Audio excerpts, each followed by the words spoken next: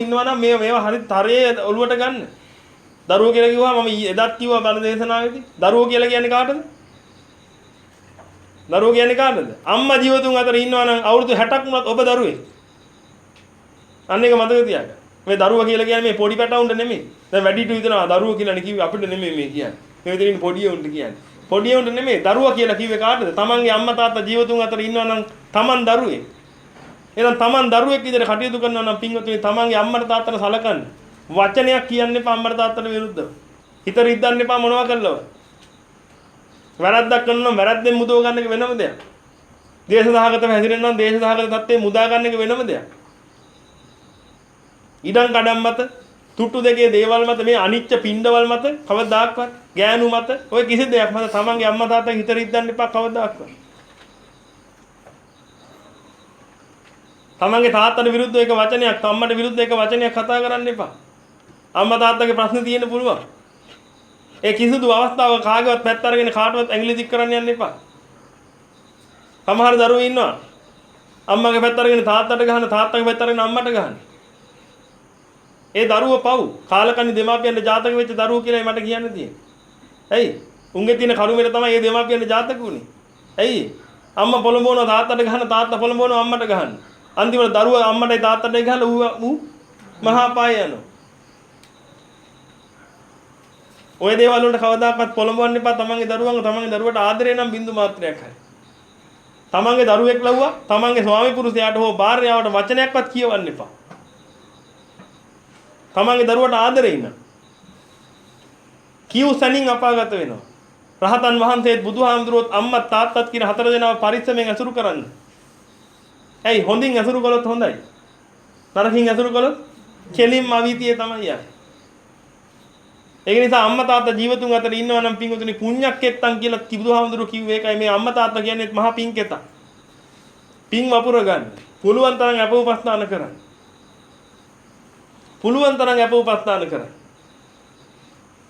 කොහොමද අම්මා කෙනෙක් තාත්තා කෙනෙක් වෙන්නේ ලේසි පහසු කෙනෙක් නෙමෙයි. අම්මා කෙනෙක්ගේ තාත්තා කෙනෙක්ගේ වටිනකම Tamanට තේරෙන්නේ නැහැ. හේතුව මේ ධර්මය අවබෝධ වෙලා නැති නිසා. මම මොහොතක් ඔබට කියන්නම් අම්මා තාත්තා කියන කෙනා ශ්‍රේෂ්ඨ වෙන්නේ ඇයි කියලා.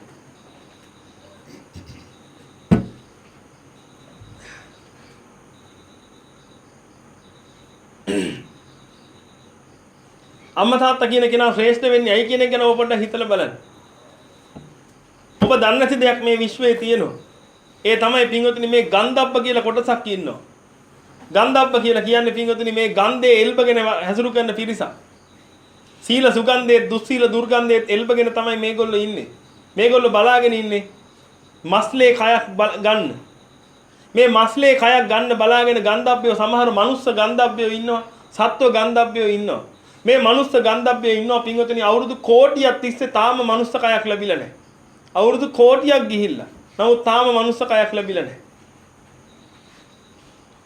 ගෑණියෙක් මිනිහෙක් ලිංගිකව හැසිරෙද්දි ගන්ධබ්බේ කෝටි ගාණක් එනවා අනේ අපිට chance එකක් අපිට බහින්න පුළුවන් වේද කියලා. හැබැයි ඔය කවුරු ආවත් කාටවත් බහින්න බෑ. ඒකට හිමිකාරය විතරයි ඒකට බහින්නේ. කර්මානුරූපීව හිමිකාරය කොහෙන් හරි ඇදලා ජොග් ගාලා වැටෙනවා ඒකට. අන්නේ විතර තමයි පින්වතුනි කලලය කියන එක හටගන්නේ. ශුක්‍රාණු ඩිම්බ එකතු වෙලා යුක්තාණු හැදුනට පස්සේ පැය 24ක් ඇතුළත ගන්ධබ්බයවකට බහිනවා. ගන්ධබ්බයවකට බහිනකොට පින්වතුනි ගන්ධබ්බයක එක අතක් නැත්නම් එතනින් එහාට හැදෙන්නේ මොකද්ද? කලලයට එක අතක් නැහැ. හරියට කොකිස් සච්චුව වගේ. කොකිස් සච්චුව මොන හැඩයට හදලා තිබ්බත් පින්වතුනි ද්‍රාවණයට දාලා ගත්තට පස්සේ ගාලා තෙල් වල තිබ්බට පස්සේ ඒ හැඩයට අනුව තමයි ඒක හැදෙන්නේ. සමනලයේ කොකිස් සච්චුවක් තියෙනවා කියලා හිතන්නකො සමනල හැඩේ. එක අණ්ඩක් කැඩිලා. දැන් ඕකට කොකිස් මේ ද්‍රාවණයට දාලා මේක තෙල් එකෙන් තිබ්බොත් එහෙම හැදෙන සමනලයේ අණ්ඩ තියෙයිද? නෑ. අන්න ඒ වගේ තමයි පිටුදුනේ ගන්ධබ්බය අර යුක්තාණුවට බැස්සට පස්සේ ගන්ධබ්බයගේ ස්වරූපයට තමයි ඒක හැදෙන්නේ. ඔන්නෝම ගන්ධබ්බ කියලා කොටසක් තියෙනවා පිටුදුනේ. ඔබත් උපදින්න ඉස්සෙල්ලා ගන්ධබ්බ තත්ත්වෙ හිටියා. ඒ ඉඳලා මස්ලේ කයක් නැතුව මස්ලේ කයක් ගන්න බලාගෙන අන්ත මහා දුකක් විඳ විඳ හිටියා. අල්ලනවා අහුවෙන්නේ නැහැ. මහා දුක් ගින්නක හිටියේ. කන්න කුසට ආහාරක් නැහැ. යන්තම් ඔය සුවඳක් තමයි කොහෙන් හරි ගන්න පුළුවන්. කොච්චර කළත් කන්න බෑ මහා බඩගින්නේ 1000න් දැවි දැවි ඉන්නවා. ඉඳලා මස්ලේ කයක් බලාපොරොත්තුෙන් එහෙට යනවා මෙහෙට යනවා අරහෙට යනවා මෙහෙට යනවා යාපනයේ දෙන්නෙක් ඉන්නකොට එතනට යනවා කතරගම දෙන්නෙක් එකතු වෙනකොට එතනට යනවා ඔය එක තැනකින්වත් ලැබුණේ නැහැ. අවුරුදු 10 ගානක් තිස්සේ ඇවිල්ලා අන්තිමට කිසි දෙයක් ලැබුණේ නැහැ. කිසිම පීටක් නැහැ. අන්තිමට මොකද වෙන්නේ? හද්ද කුඩුකාරයෙක් ඉන්නවා කෙල්ලෙක් අරගෙන යනවා. අර එනින්නේ කෙල්ලව දූෂණය කරනවා. ඒ වගේ කාලකන්ණි තැනකට බහින්න තරම් කාලකන්ණි ගන්ධබ්බෙක් එනවා. හැබැයි මේක අවුරුදු කෝටි ගානකින් මේ මස්ලේ කය දරාගෙන නැහැ. මස්ලේ කයත් දරා ගන්න මහා ආසාවකින් ඉන්නේ. හැබැයි මූට වාසනාවන්ත දෙමාපියෙකුට ජාතක වෙන්න විදියක් නැහැ. මූ කරගත්ත පාප කර්ම නිසා මූ ඇදිලා යන්නේ ගානට අතන්ටමයි. හැබැයි අවුරුදු කෝටි ගානක් තිස්සේ බලාගෙන හිටියා මස්ලේ කයක් ගන්න. අල්ලන්න කරන්න මොකුත් බෑ. බඩගින්නේ ඉන්නේ. කිසිම දෙයක් නැහැ. කරගන්න ක්‍රියාගන්න කිසි දෙයක් නැතුව අසරණ වෙලා ඉන්නකොට මොකද වෙන්නේ? අර කුඩුකාරයා අර කෙල්ලෙක් වරන් ගිහලා දූෂණය කරලා කෙල්ලව අනාථ කරලා දාලා ඌ පැල්ල යනවා. තාත් අඳුරන්නෙත් නැහැ උපදින එක. ඌට අවජාතක කියලා නම වැන්නත්. ඌට මස්ලේ කයක් ගන්න අවස්ථාව සලසලා දුන්නේ කවුද? අර කුඩුකාරයයි අර කෙල්ලයි.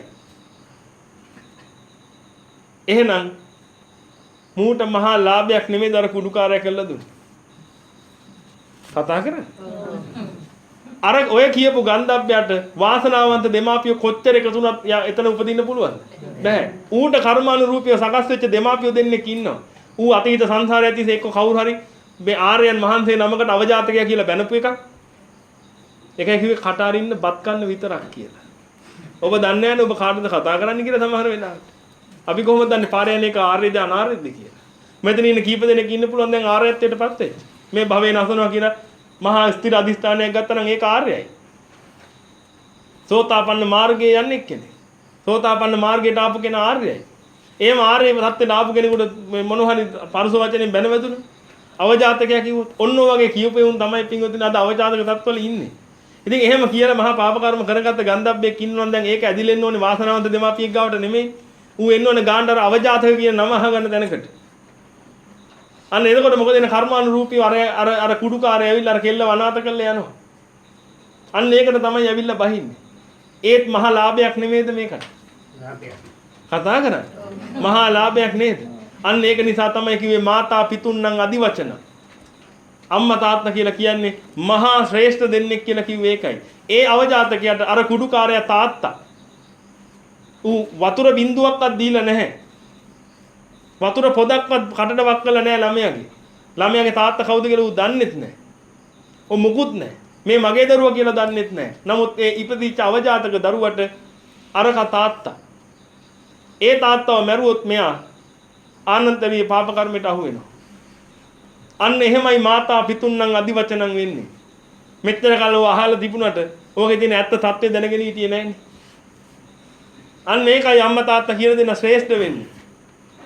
වචනයක් කියන්නේ අම්මා තාත්තට. ආයි ලැබෙන එකක් නෑ මස්ලේ කයක් කෝටි ප්‍රකෝටි ගානකට. අම්මා තාත්තා මැරිච්චාට දැන් ප්‍රමාද වැඩි කියලා හිතනවා ඇති. ඉන්න අයට ඉක්මන් කළ කරගන්න. වචනයක් කියන්නේ අම්මට තාත්තට විරුද්ධ. හිතරින් දන්නේ අම්මා තාත්තගේ.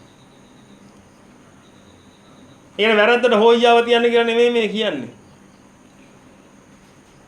වැරද්ද විදිහට පහදලා දෙන්න. හිතරින් දන්න උත්සාහ කරන්න එපා. පුළුවන් තරම් සලකන්න.